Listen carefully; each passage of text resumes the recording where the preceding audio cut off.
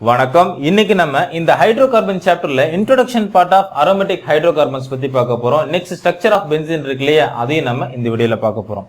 இந்த structure of benzene அப்படின்னு சொல்லும் பொழுது ரெசனன்ஸ் ஸ்ட்ரக்சர் இருக்கு பாருங்க. இந்த resonance and stability of benzene இருக்கு இல்லையா, அதை பத்தி நான் தனி ஒரு வீடியோவா அடுத்த கிளாஸ்ல உங்களுக்கு நான் அப்லோட் பண்றேன். ஜஸ்ட் இன்னைக்கு நம்ம ஒரு இன்ட்ரோடக்ஷன் பார்ட் மட்டும் தான் பார்க்க போறோம். இது வேணுன்றவங்க மட்டும் பாருங்க. ஏன்னா மோஸ்ட்லி இதை பத்தி நிறைய ஸ்டூடெண்ட்ஸ்க்கு தெரிஞ்சிருக்கும், இருந்தாலும் கொஞ்சம் ஒரு சில பேர் டிஃபிகல்ட்டா ஃபீல் பண்ணிருப்பீங்க இல்லையா. ஸோ அதனால தான் இந்த ஒரு இன்ட்ரோடக்ஷன் பார்ட் உங்களுக்கு நான் எடுக்கிறேன். வேணுன்றவங்க மட்டும் ஸ்கிப் பண்ணாம பாருங்க. இந்த அரோமேட்டிக் ஹைட்ரோகார்பன்ஸ் அப்படின்னு சொல்லும்போது இதுக்கு அனதர் நேம் என்னன்னு பாத்தீங்கன்னா அரேன்ஸ் அப்படின்னு சொல்றோம். இந்த அரோமேட்டிக் ஹைட்ரோகார்பன்ஸ் பாத்தீங்கன்னா இந்த ஹைட்ரோகார்பன் சாப்டர்ல ஜஸ்ட் லாஸ்டா கொண்டு வந்திருப்பாங்க. இது வரைக்கும் நம்ம பார்த்தது எல்லாமே பாத்தீங்கன்னா அலிஃபாட்டிக், அதாவது செயின் காம்பவுண்ட்ஸாவே பார்த்திருப்போம். அல்கேன், அல்கின், அல்கைன்லாம் பாத்தீங்கன்னா செயினாவே இருந்திருப்பாங்க அந்த மாலிகூல்ஸ் எல்லாம். பட் இப்ப அந்த அலிஃபாட்டிக்ல இருந்து அரோமேட்டிக் உள்ள என்டர் ஆகிறதுக்கு ஒரு ரியாக்ஷனா தான் நம்ம பாலிமரைசேஷன்ல பார்த்தோம். சைக்ளிக் பாலிமரைசேஷன் சொல்லி லாஸ்ட் கிளாஸ் பார்த்தோம் பாருங்க. இந்த சைக்ளிக் பாலிமரைசேஷன்ல தான் ரிங் ஸ்ட்ரக்சர் ஒரு காம்பவுண்டை நம்ம ஐடென்டிஃபிகேஷன் பண்றோம். அதுல இருந்து தான் நம்ம அரோமேட்டிக் உள்ள என்டர் ஆகணும் அப்படின்றத பத்தி பேசணும் இல்லையா. இந்த அரோமேட்டிக் பெரும்பாலும் பாத்தீங்கன்னா சைக்ளிக் ஸ்ட்ரக்சரா இருக்கக்கூடிய மாலிகூல்ஸா தான் இருப்பாங்க. அரோமா அப்படின்றது கிரீக் வேர்ட். அரோமா அப்படிங்கிறது கிரீக் வேர்ட். அப்படி என்ன சார் அதுல மீனிங் அப்படின்னு கேட்டீங்கன்னா பிளசண்டான ஸ்மெல்லா இருக்கக்கூடியதான் அரோமா அப்படின்னு சொல்லுவாங்க கிரீக்ல. மோஸ்ட்லி அரோமேட்டிக் காம்பவுண்ட்ஸ்லாம் நல்ல ஒரு பிளசன்ட் ஸ்மெல்லா இருக்கும். அந்த லேபுக்கு நீங்க போனீங்களாவே, அதாவது ஆர்கானிக் காம்பவுண்ட்ஸ் இருக்கக்கூடிய அந்த லேபுக்கு நீங்க போனீங்களாலே அந்த பாட்டில்லாம் ஓபன் பண்ணீங்கன்னு வச்சுக்கோங்களேன், நல்ல ஒரு ஸ்மெல்லா இருக்கும். பட் ஹெல்த்துக்கு நீங்க நல்லதான்னு கேட்டீங்கன்னா அதெல்லாம் நான் நல்லதுன்னு சொல்ல மாட்டேன். பட் நல்லா இருக்கும், பிடிக்கும் நமக்கு அந்த ஸ்மெல்.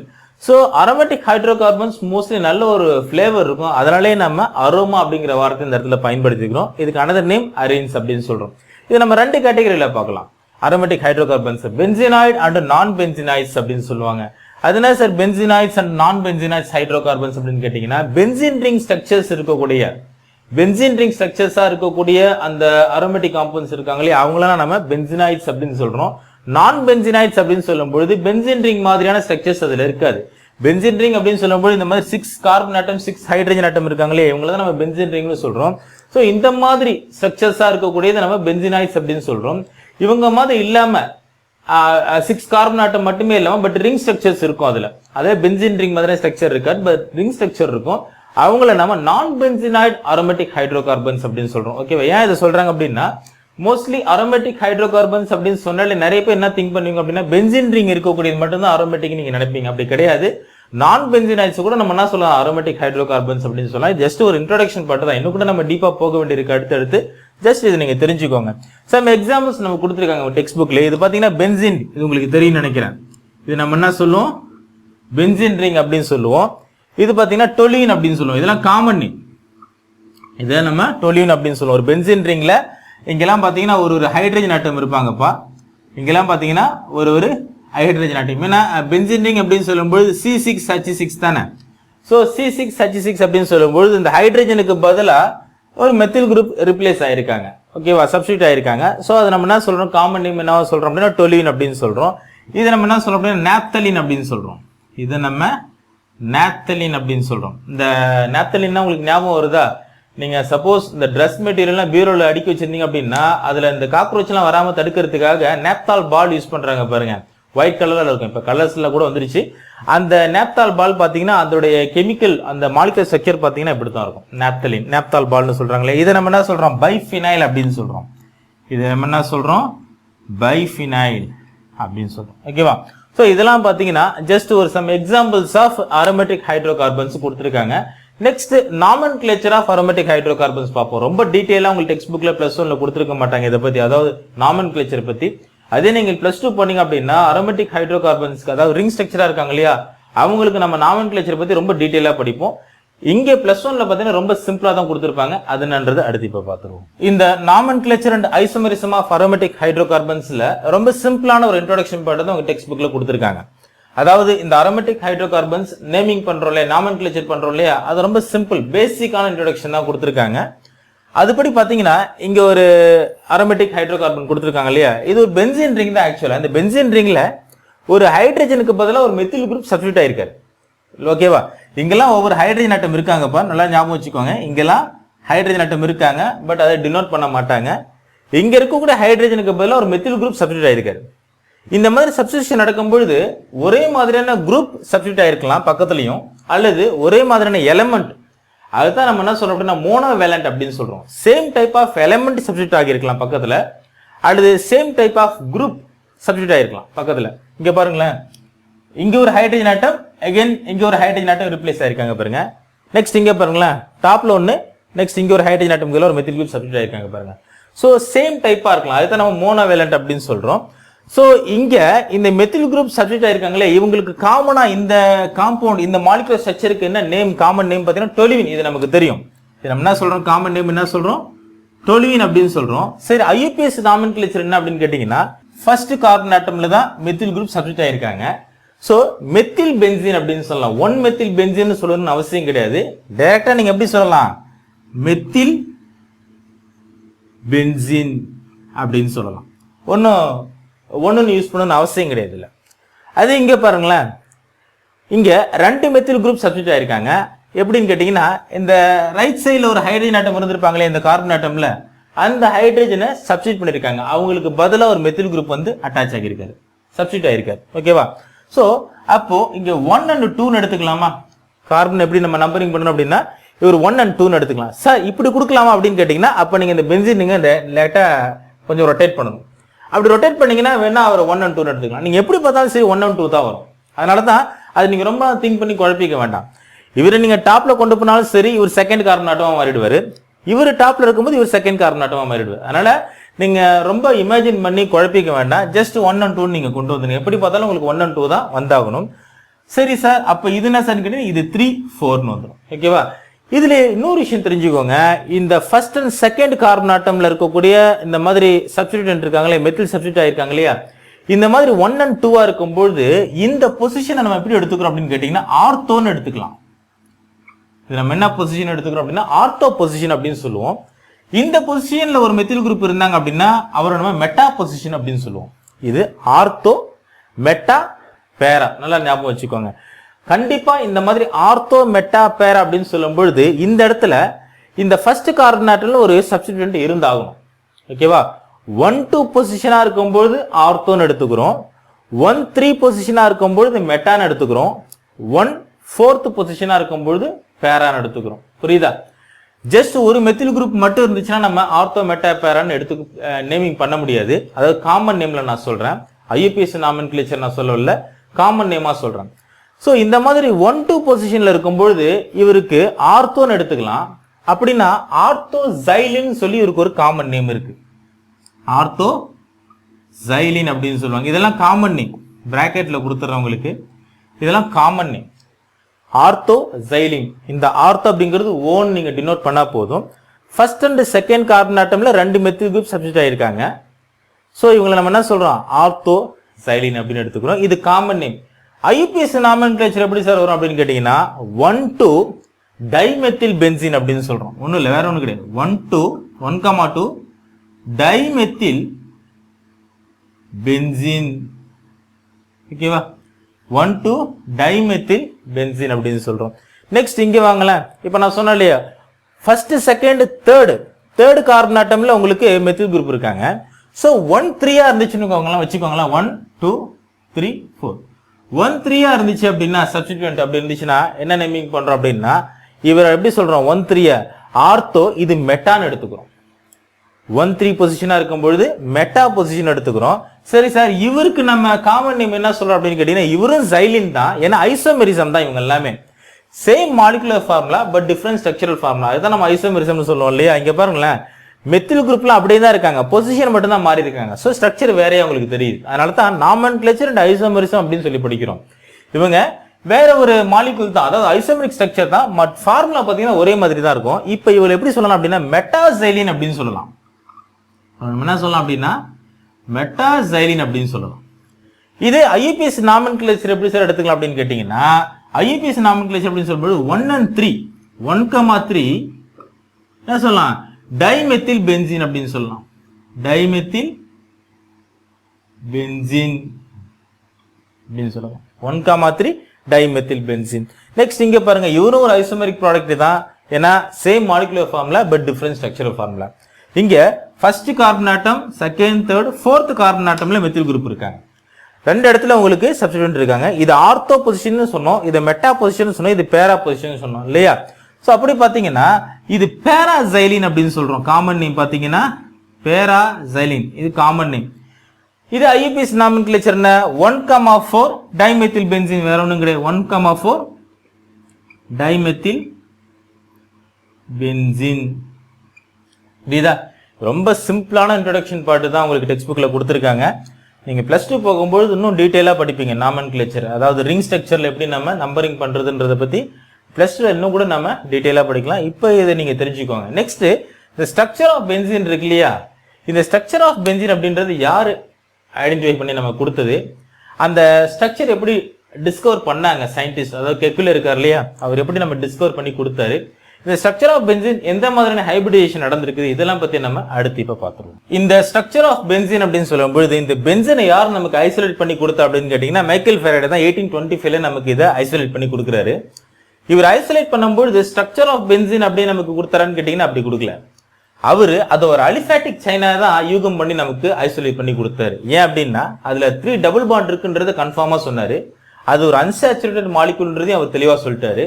அதே சமயத்துல இந்த C6H6ன்ற ஃபார்முலா கொடுத்தாரு இல்லையா, இவர் ஹை ஸ்டெபிலிட்டியா இருக்காங்கன்றதையும் சொன்னாரு.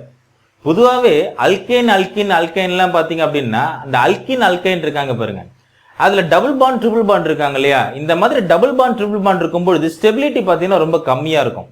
ஏன்னா கண்டிப்பா அந்த டபுள் பாண்டியோ அல்லது ட்ரிபிள் பாண்டியோ அவங்க பயன்படுத்தி வேற ஒரு எலிமெண்ட் கூடயோ அல்லது வேற ஒரு மாலிகுல்ஸ் கூடயோ பாண்ட் ஃபார்மேஷன் பண்றதுக்கு ட்ரை பண்ணுவாங்கன்றதை நம்ம பார்த்துருக்கோம். ஏன்னா எலக்ட்ரான் டென்சிட்டி அதிகமா இருக்கு டபுள் பாண்ட்லயும் ட்ரிபிள் பாண்ட்லயும். பை பாண்ட் இருக்காங்க இல்லையா, எலக்ட்ரான் டென்சிட்டி அதிகமா இருக்கும், வீக் பாண்டா இருப்பாங்க பை பாண்ட் அப்படின்றவங்க.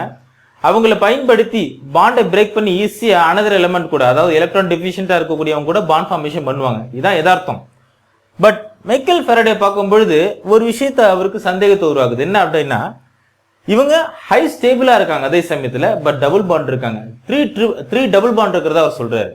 எப்படி அதை அவர் சொல்றாரு அப்படின்னு கேட்டீங்கன்னா ட்ரையோசனாய்ட் டெஸ்ட் மூலியமாவும் அதை கன்ஃபார்ம் பண்றாரு. ட்ரையோசனாய்ட் டெஸ்ட் படி பாத்தீங்க அப்படின்னா ஓசோனை வச்சு நம்ம இந்த பென்சீன் ரிங் கூட ரியாக்ஷன் பண்ண வைக்கிறோம். ஆக்சுவலா அது பென்சீன் ரிங்னு சொல்லி அப்ப தெரியாது மைக்கேல் ஃபெரடேவுக்கு, அது ரிங் ஸ்ட்ரக்சரா இருக்குன்னு அவருக்கு தெரியாது. அது C6H6 ஃபார்முலா, அதுல 3 டபுள் பாண்ட் இருக்காங்க, அதனால ஒரு அன்சாச்சுரேட்டட் காம்பவுண்ட்ன்றது தெளிவுபடுத்துறாரு. அதே சமயத்துல ஸ்டெபிலிட்டி அதிகமா இருக்குன்றது அவருக்கு ஒரு சந்தேகத்தை உருவாக்குது. ஸ்டெபிலிட்டி இருக்கிறது வாய்ப்பு ரொம்ப ரொம்ப கம்மி இந்த மாதிரி டபுள் பாண்ட் இருக்கும் பொழுது. பட் இவங்களுக்கு ஸ்டெபிலிட்டி அதிகமா இருக்கு, அதுவே அவருக்கு ஒரு குழப்பத்தை உருவாக்குது. பட் இருந்தாலும் அவரால் அந்த ஸ்ட்ரக்சரை டிட்டர்மைன் பண்ணி நம்ம கொடுக்க முடியல அந்த காலகட்டத்தில். அப்போ இந்த ட்ரையோசனைட் டெஸ்ட்ல என்ன நம்ம உறுதிப்படுத்துறோம் அப்படின்னு கேட்டீங்கன்னா பென்சீன் ரிங்ல, அதாவது பென்சீன் மாலிகுல்ல 3 டபுள் பாண்ட் இருக்காங்க அப்படின்றத கன்ஃபார்ம் பண்றோம். எப்படின்னு கேட்டீங்கன்னா இந்த பென்சீன் ரிங் இருக்காங்க அப்படின்னா 3 ஓசோன் அவங்க கூட ரியாக்ட் பண்ண வைக்கும் பொழுது C6H6O9 கன்வெர்ட் ஆகுறாங்க. நெக்ஸ்ட் அவங்க கூட நம்ம ஹைட்ராலிசிஸ் பண்ணும்போது இன் பிரசன்ஸ் ஆஃப் ஜிங்க் வச்சு நம்ம ஹைட்ராலிசிஸ் பண்ணும்போது ஒரு கிளையாக்சால்னு ஒரு மாலிகுல் கிடைக்கிறாங்க. Next hydrogen peroxide, 3 hydrogen peroxide molecule கிடைக்கிறாங்க. இது ரியாக்ஷன் எப்படி சார் மெக்கானிசம் நடந்திருக்கும், இந்த டபுள் பாண்ட் இப்படி இருக்குன்றது எப்படி நம்ம புரிஞ்சுக்கிறது அப்படின்னு கேட்டீங்கன்னா, அதாவது இந்த பென்சீன் ரிங் ஸ்ட்ரக்சர் எனக்கு தெரியாது, 3 டபுள் பாண்ட் இருக்காங்க அப்படிங்கறத நான் உறுதிப்படுத்துறேன் இந்த ரியாக்ஷன் மூலமா. அது எப்படி நமக்கு புரியும் இல்லையா, மெக்கானிசம் உங்களுக்கு புரியும். இந்த ரியாக்ஷன் மெக்கானிசம் பாருங்க உங்களுக்கு புரியும். அதாவது இது உங்களுக்கு புரிஞ்சிருச்சு அப்படின்னா இந்த சப்ஜெக்ட் உள்ள என்டர் ஆகும்போது அரோமேட்டிக் காம்பவுண்ட் ஸ்ட்ரக்சர் உள்ள, அதாவது இந்த காம்பவுண்ட் பத்தி நம்ம ஸ்டடி பண்ணும்போது இன்ட்ரெஸ்டிங்கா இருக்கும். அதுக்காக தான் நான் உங்களுக்கு சொல்றேன். சப்போஸ் உங்களுக்கு காம்படிட்டிவ் எக்ஸாம்ல கூட இது சம்பந்தமா கொஸ்டின்ஸ் வரலாம், அதனால தெரிஞ்சுக்கோங்க. ஸோ இந்த மாதிரி ஒரு பென்சீன் ரிங் இருக்காங்க அப்படின்னா, ஒரு பென்சீன் ரிங் இருக்காரு, இல்ல டபுள் பாண்ட் இருக்காங்க, ஆல்டர்னேட்டா டபுள் பாண்ட் இருப்பாங்க இல்லையா. ஸோ இந்த ஆல்டர்னேட்டா டபுள் பாண்ட் இருக்கும் பொழுது இதுல ஓசோனை, அதாவது 3 ஓசோன் மாலிகுல் ரியாக்ட் ஆகுறாங்க. 3 மோல்ஸ்னு வச்சுக்கலாம், 3 ஓசோன் அப்படின்னு எடுத்துக்கலாம். ப்ராடக்ட் பார்த்தீங்கன்னா எப்படி உருவாகுது அப்படின்னு பாருங்களேன். ஸோ இப்படி இருக்காங்க இல்லையா, இந்த பென்சீன் ரிங் இப்படி இருக்காரு. இல்லை பார்த்தீங்கன்னா இந்த டபுள் பாண்ட் இருக்காங்க இல்லையா, இந்த டபுள் பாண்ட் பிரேக் ஆகி என்ன வருதுன்னு பார்த்தீங்கன்னா 3 ஆக்சிஜன் ஆட்டம் பாண்ட் ஃபார்மேஷன் பண்றாங்க. ஓகேவா. நெக்ஸ்ட் இங்க ஒரு டபுள் பாண்ட் இருக்கு பாருங்க, இந்த டபுள் பாண்ட் பிரேக் ஆகி பை பாண்ட் பிரேக் ஆகி என்ன ஆகுது அப்படின்னா இங்க இந்த மாதிரி oxygen atom produce bond formation பண்றாங்க. நெக்ஸ்ட் இங்க ஒரு டபுள் பாண்ட் இருக்கு பாருங்க, இதுல அதே மாதிரி ஆக்சிஜன் ஆட்டம் 3 ஆக்சிஜன் ஆட்டம் ஓசோனும் பாண்ட் ஃபார்மேஷன் பண்றாங்க. ஓகேவா. அப்ப 3 ஓசோன் எப்படி செய்றாங்க அப்படின்னா 3 டபுள் பாண்ட் யூஸ் பண்றாங்க. அந்த 3 பை பாண்ட் இருக்கு பாருங்க, அதனால தான் அன்சாச்சுரேட்டட்னு சொல்றோம் இல்லையா, இப்படி ஃபார்மேஷன் பண்ணிட்டாங்க. ஓகேவா? இங்க இப்போ உங்களுக்கு இந்த ரிங் ஸ்ட்ரக்சர் உள்ள டபுள் பாண்ட் கிடையாது. ஏன்? அந்த பை பாண்டை பிரேக் பண்ணி தான் இந்த மாதிரி 3 ஓசோன் மாலிகுலும் பாண்ட் ஃபார்மேஷன் பண்ணிருக்காங்க. ஓகேவா? அதுதான் C6H6O9 அப்படின்னு சொல்றோம். 3 3 3 இருக்கு பாருங்க ஆக்சிஜன் ஆட்டம். ஓகேவா? இங்க கார்பன் பாத்தீங்கன்னா 6 கார்பன் ஆட்டம் இருப்பாங்க. ஹைட்ரஜன் எப்படி சார் இருப்பாங்க அப்படின்னு கேட்டீங்கன்னா, இங்க ஒரு ஹைட்ரஜன் ஆட்டம் இருக்காங்க. நெக்ஸ்ட் அகைன் இங்க ஒரு ஹைட்ரஜன் ஆட்டம் 2 3 4 5 6. ஓகேவா? ஸோ 6 ஹைட்ரஜன் ஆட்டம் உங்களுக்கு இருக்காங்க. இந்த ஹைட்ரஜன் ஆட்டம் டினோட் பண்ண மாட்டாங்க, அது நம்ம அண்டர்ஸ்டுட் தான். ஓகேவா? தெரியணுன்றதுக்காக இதை நான் உங்களுக்கு எழுதி காமிச்சிருக்கிறேன். 6 ஹைட்ரஜன் ஆட்டம் இருக்காங்க. நெக்ஸ்ட் ஸ்டெப்ல என்ன நடக்கும்னு கேட்டீங்கன்னா, வாட்டர் நம்ம ஆட் பண்றோம் in presence of zinc use பண்ணி. ஸோ ஜிங்க்கும் நம்ம ஆட் பண்றோம், வாட்டரும் 3 மோல்ஸ் ஆட் பண்றோம். அப்படி ஆட் பண்ணும்போது வாட்டர் மாலிகூல்ஸ் என்ன செய்றாங்க அப்படின்னா, இங்க இந்த மாதிரி 3 வாட்டர் மாலிகூல்ஸும் இந்த மாதிரி பொசிஷனுக்கு வராங்க. ஸோ அப்படி வரும்பொழுது ஹைட்ரஜன் பெராக்சைடு H2O2 வெளியில ரிலீஸ் ஆக போறாங்க. ஓகேவா? ஸோ இவங்க ஹைட்ரஜன் பெராக்சைடா வெளியில கிளம்புறாங்க. ஓகேவா? அப்படி வெளியில போகும்போது 3H2O2 வெளியில வந்துட்டாங்க பாருங்க. நெக்ஸ்ட் ரிமைனிங்கா இருக்கக்கூடிய இந்த ஸ்ட்ரக்சர் எப்படி சார் பிரேக் ஆகுது அப்படின்னு கேட்டீங்கன்னா, இந்த HC double bond C double bond hydrogen இருக்காங்க இல்லையா, O இருக்காங்க இல்லையா, ஸோ இவங்க எப்படி வராங்கன்னு பாருங்களேன். இது இருக்கு பாருங்க. ஸோ இவங்களை நீங்க கட் பண்ணுங்க. நெக்ஸ்ட் இவங்களை கட் பண்ணுங்க, இவங்களை கட் பண்ணுங்க. நெக்ஸ்ட் இவங்களை கட் பண்ணுங்க. ஓகேவா? இப்படி கட் பண்ணிட்டீங்க அப்படின்னா உங்களுக்கு ஸ்ட்ரக்சர் கிடைச்சிரும். Hydrogen C double bond O, C double bond O ஹைட்ரஜன். ஓகேவா? Hydrogen C double bond O, C double bond O hydrogen. Hydrogen C double bond O, again C double bond O hydrogen. வந்துருச்சா? கிளையாக்சால்னு சொல்றோம் இல்லையா, கிளையாக்சால் அப்படின்னு சொல்றோம் இல்லையா. ஸோ இதான். ஓகேவா?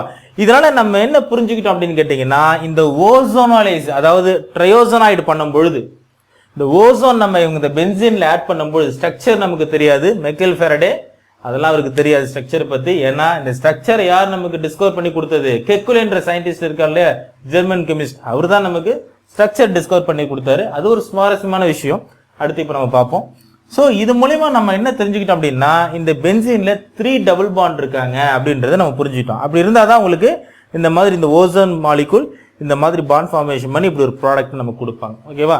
ஸோ இது தெரியணுன்றதுக்காக தான் சொன்னேன்.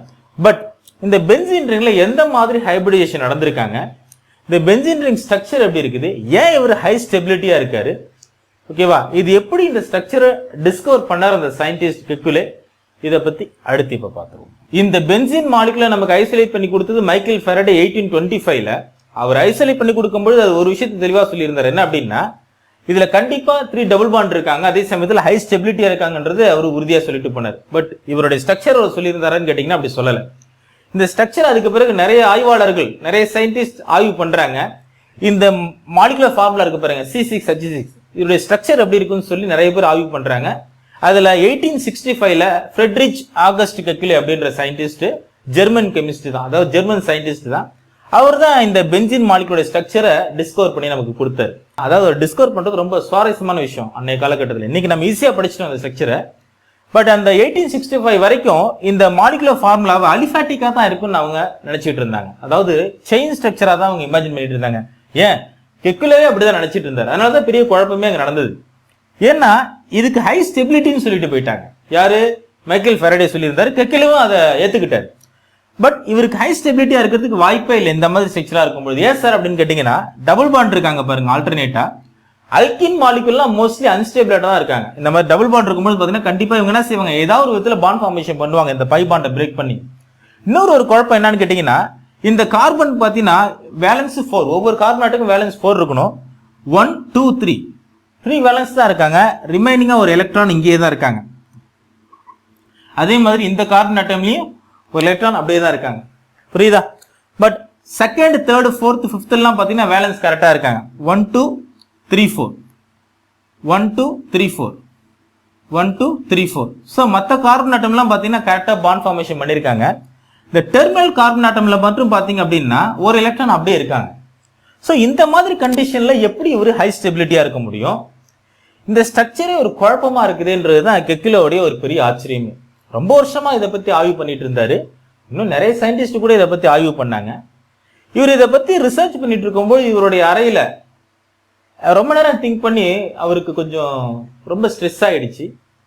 ஏன்னா சரி, அவர் உட்கார்ந்து இருக்கிற சேர்ல இருந்து கொஞ்சம் திரும்பி, அவர் இருக்கக்கூடியது ஒரு பனி பிரதேசமான ஒரு நாடு, அதனால நெருப்பு எரிஞ்சிட்டு இருக்குது. அவங்க வீட்டு உள்ளே ஃபயர் பண்ணுவாங்க இல்லையா, வீட்டுல கொஞ்சம் ஹீட்டா இருக்கணுன்றதுக்காக. ஸோ அந்த பக்கம் திரும்பி அப்படியே கண்ணை மூடி கொஞ்சம் ரெஸ்ட் எடுக்கிறாரு. ஸோ அப்படி கண்ணை மூடும்பொழுது ஒரு கனவு வருது. அந்த கனவுல பாத்தீங்க அப்படின்னா இந்த அலிஃபேட்டிக் செயினா இருக்காங்க இல்லையா, C6H6 மாலிகூல்ஸ், இவங்கெல்லாம் பாம்பு மாதிரி அவருடைய கனவுல வந்து டான்ஸ் ஆடுது மாலிகூல்ஸ் தான். ஏன்னா கனவுன்றது அப்படிதான் இருக்கும். நம்ம எதிர்பார்க்கிற மாதிரியே இருக்குன்னு சொல்ல முடியாது. நம்ம எதிர்பார்த்ததை விட வித்தியாசமானதெல்லாம் கூட கனவுல வரும் இல்லையா? அதே மாதிரி தான் அவருக்கும் வந்துச்சு. இந்த ஸ்ட்ரக்சர் ஆஃப் மாலிகூல்ஸ் என்ன இருக்குது அப்படின்னா பாம்பு மாதிரி இருக்குது. நிறைய ஸ்ட்ரக்சர் இந்த மாதிரி பாம்பு மாதிரியான மாலிகூல்ஸ் இவர் கண்ணு முன்னாடி வந்துட்டு போகுது, டான்ஸ் ஆடுது. மாலிகூல்ஸ்லாம் அப்படியே டான்சிங் ஆகிட்டே இருக்குது. அந்த கனவுலையும் பாருங்க, அவர் அந்த மாலிகுலை ஒத்து கவனிக்கிறாரு. இந்த ஸ்ட்ரக்சர் ஆஃப் மாலிகூல்ஸ் டான்ஸ் ஆடிக்கிட்டே இருக்குது. இதே மாதிரியே அந்த கனவுல இருந்திருக்குமான்னு கேட்டீங்கன்னா அப்படி இருந்திருக்குல்ல. ஸ்ட்ரக்சர் செயின் மாதிரியான மாலிகூல்ஸ் பாம்பு மாதிரியான வடிவத்தில் ஆடிக்கிட்டு இருக்கு. நிறைய மாலிகூல்ஸ் ஆடுது, கொஞ்சம் பக்கத்துலயும் தூரமா ஆடிக்கிட்டு இருக்குது. மாலிகூல்ஸ் இப்படி நெளிஞ்சு போயிட்டு இருக்குது. அதுல ஒரு ஒத்து கவனிக்கும் பொழுது ஒரு மாலிகூல் மட்டும் பாத்தீங்க அப்படின்னா கிட்டத்தட்ட ஒரு பாம்பு மாதிரி இருக்குதுன்னு சொன்னேன் இல்லையா, அந்த பாம்பு மாதிரியான இருக்கக்கூடிய மாலிகூல் என்ன ஆகுதுன்னா ஒருத்தர் மட்டும் இந்த வால் பகுதியை கடிச்சுக்கிட்டு இருக்கிற மாதிரி ஒரு ஸ்ட்ரக்சர் அவர் பாக்குறாரு. ஆக்சுவலா நான் ஸ்னேக்காவே டிராயிங் பண்ணிட்டேன். இது வந்து ஆக்சுவலா ஒரு கார்பனா வச்சுக்கோங்களேன், கார்பனா அது மாதிரி வச்சுக்கோங்க. இந்த மாதிரி இமேஜின் பண்ணுங்க. கிட்டத்தட்ட அது டபுள் பாண்ட் ட்ரிபிள் சிங்கிள் பாண்ட்லாம் கரெக்டா இருக்குன்னு அவசியம் கிடையாது. பட் ஒரு தலை மாதிரி வால் மாதிரி இமேஜின் பண்ணிக்கோங்க. அவர் அந்த ஸ்ட்ரக்சரை பார்த்துட்டே இருக்கும்பொழுது ஒரு மாலிகுல் மட்டும் என்ன ஆகுது அந்த கனவுல, அது வரைக்கும் அவர் அலிஃபேட்டிக்கா தான் திங்க் பண்ணிட்டு இருந்தார். அவர் ரிங்கை பத்தி யோசிக்கவே இல்லை. ஏன்னா அன்னைய காலகட்டத்தில் அப்படி ஒரு மாலிகுல்லாம் இருக்குமான்னு யாரும் யோசிக்கவே கிடையாது, அந்த மாதிரி கற்பனையே கிடையாது. பட் அந்த கனவுல அவருக்கு எப்படி இருக்குது, அந்த செயின் மாலிகுல்லாம் ஒரு தலை, ஒரு இதுதான் தலை அப்படின்னா இந்த தலை பகுதி இந்த வால் பகுதியை கடிச்சுக்கிட்டு இருக்கிற மாதிரி அந்த கனவுல அவர் பாக்குறாரு. இவர் ஏற்கனவே இதோட ஸ்ட்ரக்சரை பத்தி இமேஜின் பண்ணிட்டு இருக்காரு, எப்படி இருக்குன்னு தெரியல. பட் இப்படி ஒரு கனவை அவர் பார்த்த உடனே அவர் தேடிக்கிட்டு இருந்ததுக்கான பதில் அங்க கிடைச்சிட்டு தான் அவர் உணர்ந்துட்டாரு. உடனே என்ன செய்யறாரு அப்படின்னா அந்த கனவுல பார்த்த அந்த இமேஜை இங்க இம்ப்ளிமெண்ட் பண்ணி பாக்குறாரு. இதுவா தான் அப்படி இருக்குமோ அப்படின்ற கனவை என்ன செய்யறாருன்னா உறுதிப்படுத்த முயற்சி பண்றாரு.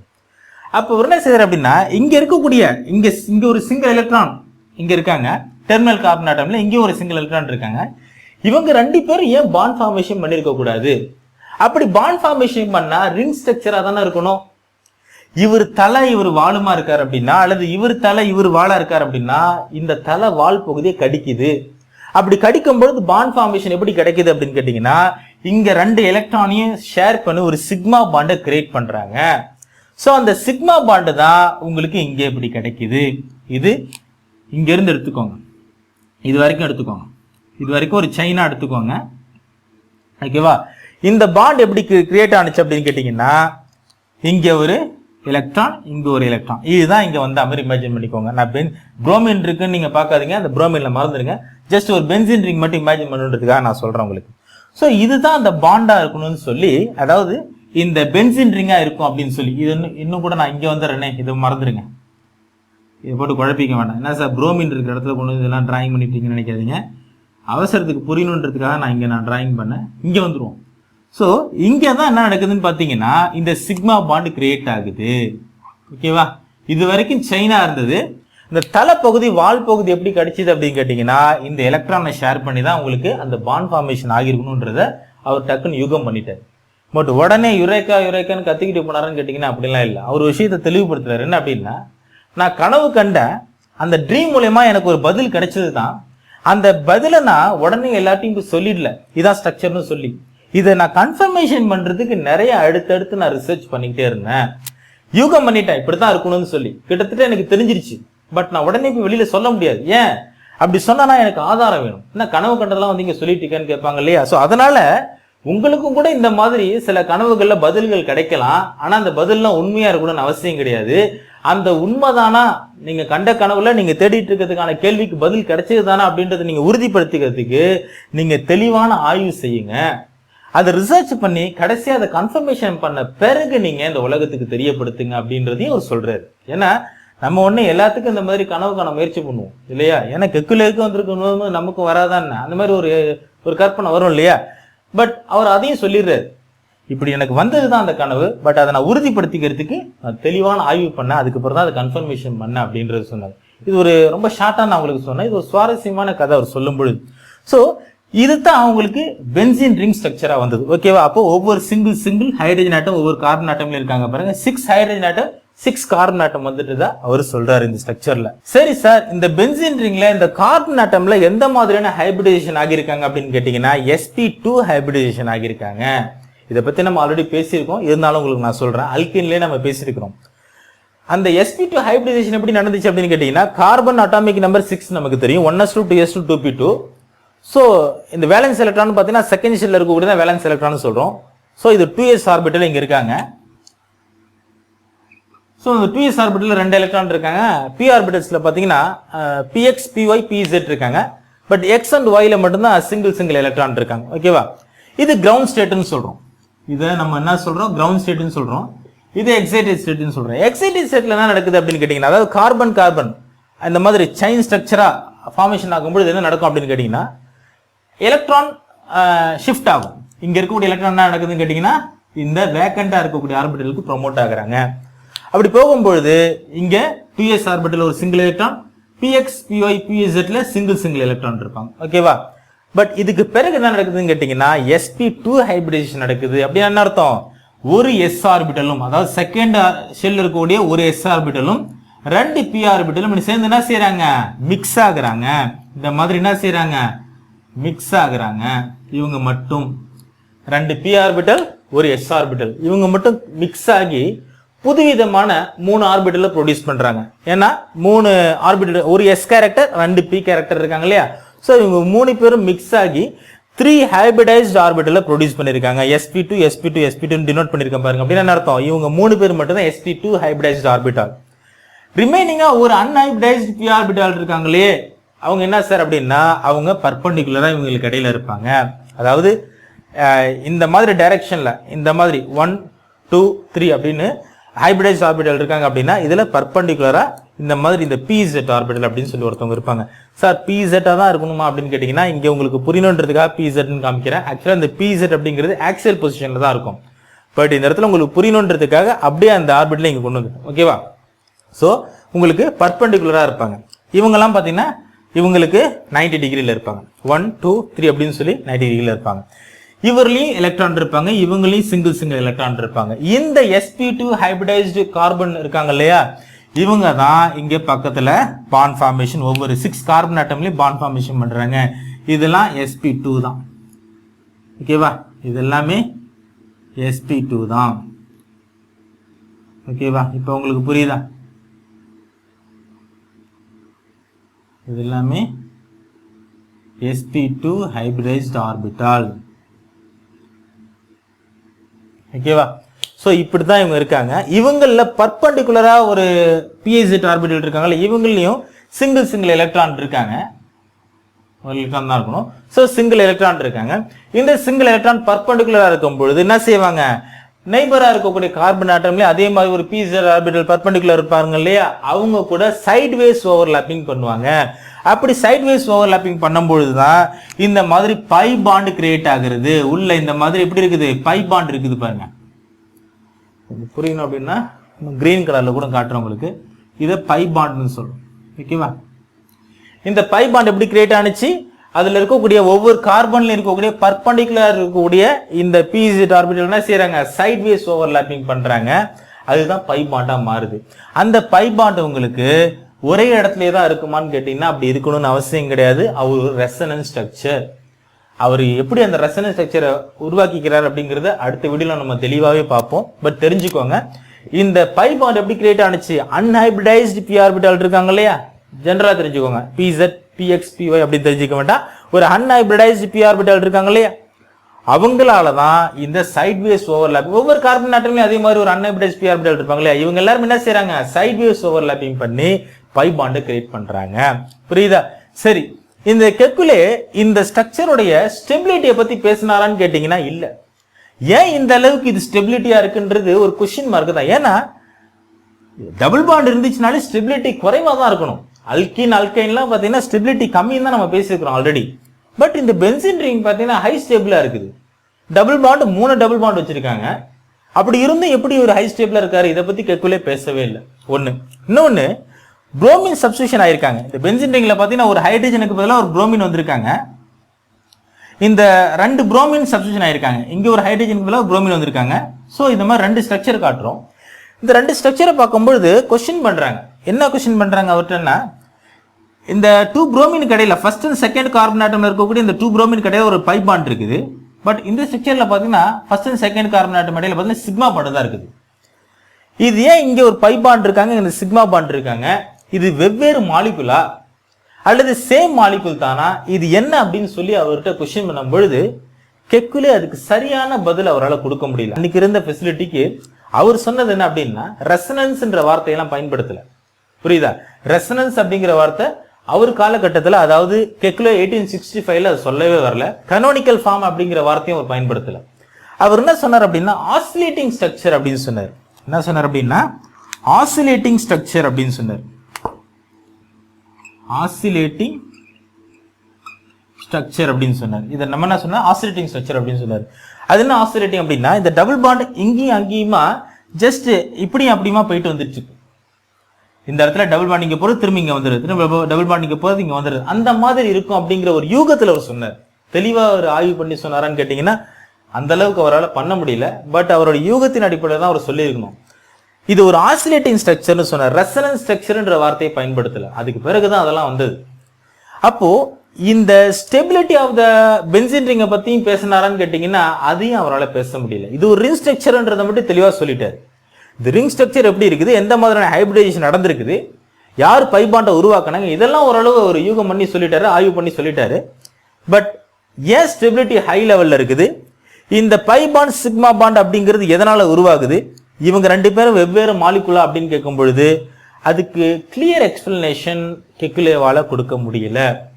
அதுக்கு பிறகு இந்த ஸ்டெபிலிட்டி ஆஃப் த பென்சீன் ரிங்கை பத்தியும் ரெசனன்ஸ் ஸ்ட்ரக்சரை பத்தியும் எதை வச்சு நம்ம அதை நிரூபிச்சோம் அப்படின்னா, வேலன்ஸ் பாண்ட் தியரி இருக்கு பாருங்க, விபிடின்னு சொல்றோம் பாருங்க. அக்கார்டிங் டு விபிடி தியரி அடிப்படையில் தான் நம்ம என்ன செய்யறோம் அப்படின்னா, இந்த ரெசனன்ஸ் ஸ்ட்ரக்சரை இன்னும் தெளிவா புரிஞ்சுக்கிறோம். அதை நான் இந்த வீடியோல நடத்துறேன். அடுத்த வீடியோல நான் உங்களுக்கு தனியாகவே எடுத்து அப்லோட் பண்றேன். ஸோ இதோட நான் ஸ்டாப் பண்ணிக்கிறேன். இவ்வளவுதான் இந்த ஸ்ட்ரக்சர் ஆஃப் பென்சீன். ஓகேவா? நெக்ஸ்ட் கிளாஸ்ல பார்க்கலாம். நன்றி.